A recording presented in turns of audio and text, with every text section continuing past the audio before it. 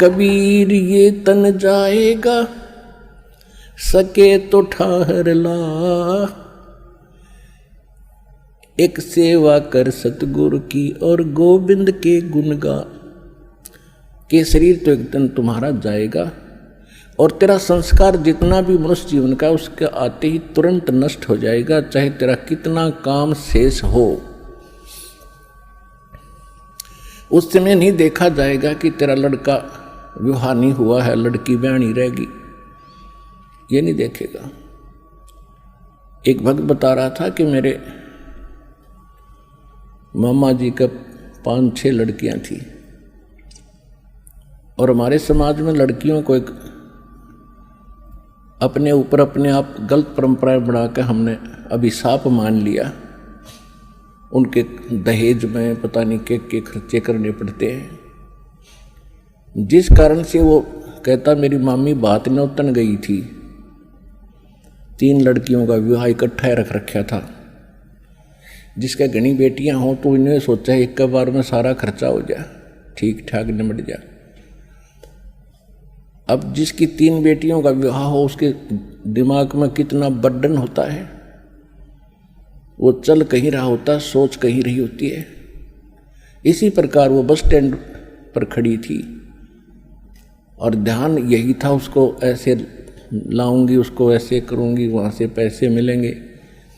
इतने में पीछे से ड्राइवर बस बैक कर रहा था और वो गलत बैक होगी और वो माई बस स्टैंड के पिलर और पोल और बस के बीच में लग गई। उसको ध्यान नहीं रहा क्योंकि वो तो सोच कहीं और रही थी।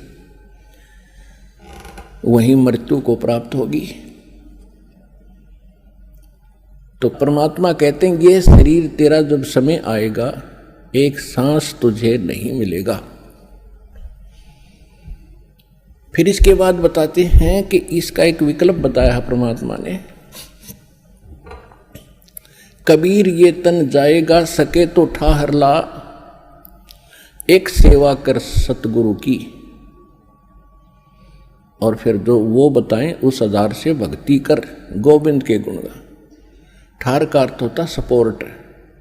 तो परमात्मा कहते हैं ये मनुष्य जीवन तो आपका जो समय आएगा समाप्त होगा और आपका सारा कार्य धरा धराया रह जाएगा। इससे बचने के लिए भी आपने परमात्मा के नाम की, सच्चे गुरु की ये ठाहर लानी पड़ेगी। वो ठाहर लगने के बाद फिर जीवन एक्सटेंड हो जाएगा और वो भी समर्थ परमात्मा कबीर भगवान की शरण में आने से वो ठाहर लगेगी। और कोई न ब्रह्मा जी, न विष्णु जी, न शिव जी, न ब्रह्म, न परब्रह्म ये आपके जीवन को एक्सटेंड नहीं कर सकते। तो यहां परमात्मा कहते हैं कबीर ये तन जावेगा और सके तो ठाहर ला। फिर वो ठाहर बताई है, कौन सी ठाहर लाई?